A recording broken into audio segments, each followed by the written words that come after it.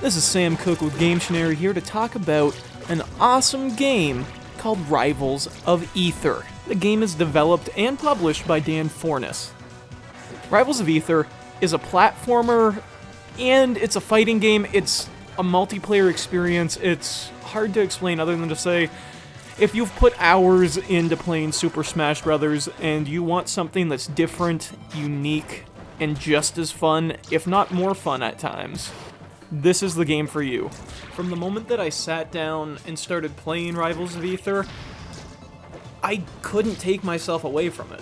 I put in... When I start playing games, so I'm going to be really candid about this, when I start playing games that are given to us to review and kind of like get our own take on it, I like to sit down, do about a 10-15 minute like first kind of look at the game to see what I feel, if it's something I'm going to respond to positively, or if it's something that I think someone else might have an easier time figuring out what they're going to say about it.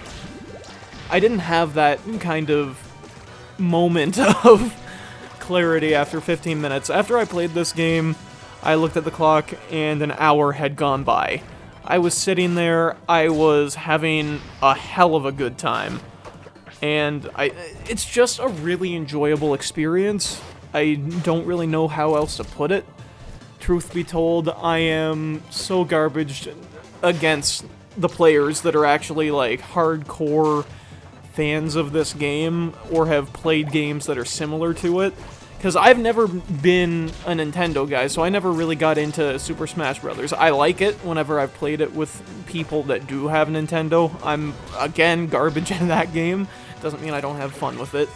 But with this one, I do have a lot of fun when I'm even just doing bot matches, 1v1, 2v2, 1v3, or it's a free-for-all, I guess. That's how you put that. But this game is a lot of fun for people like me who have never been a big fan of the platforming fighting genre, but it's also, I'm gonna say it's probably a fun game for anyone who can sit down and play it like I did. If I can get sucked in for an hour, that's really all you have to know about that. Like, someone like me who is cynical and jaded to playing a new game, because I have this idea in my head that I have this one type of game that I will play and that is it.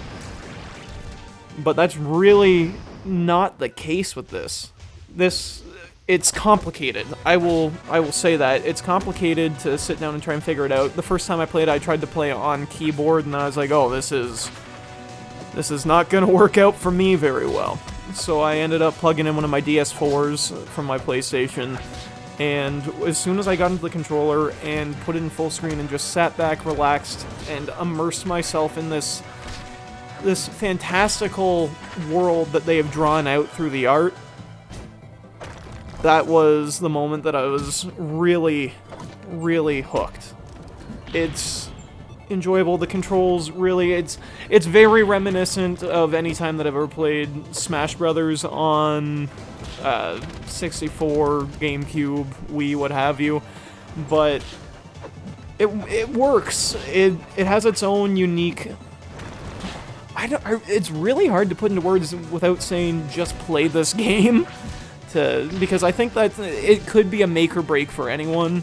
I'm not sure exactly what it was that put me over the board to this is one of the best games that I have played recently, but it is. Like, just take a look at any of this footage. I'm just gonna, like, take a look. I play as Zetterburn. It's like this flame lion character. I like to play it because it has this nice, like, ranged attack where you can throw a fireball. It has... Your aerial is very nice with it. It's not the only character that I've played as. I also like Rastor. I like the flying saves that you can do as the bird character. It makes a lot of sense contextually in the game that the bird character would be the one that would be the hardest to kind of knock off and kill. But at the same time, because of that kind of advantage, the game does balance itself where Rastor also has one of the hardest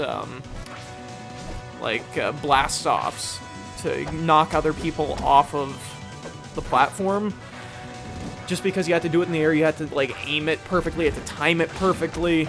That is a really cool kind of balance they put in, but all the characters are really balanced in their attacks and their defense. It's really hard to block an attack, I have found, but maybe that's just me. Overall, I do think the game is quite different from anything else within this genre. I would say give it a play. Go and check it out at the link at the end of this video or in the description below. And I really hope you enjoy what you see, because this has definitely been a product of love. You can tell by how much effort they have put into the balancing system, into the art, into the music even, into the... just the fighting just feels so visceral and real, even in the 1v1 multiplayer. It's definitely gotten my seal of approval, my personal seal of approval. Check out Rivals of Aether as soon as you can at Gametionary and at the links to purchase. You will not be disappointed in this game.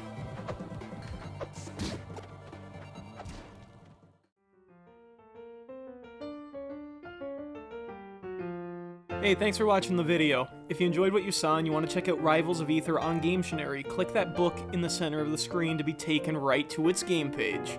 If you like what you see in general, just click that subscribe button below and you will get all new original content from us. I know, it's pretty great, and it's free. What?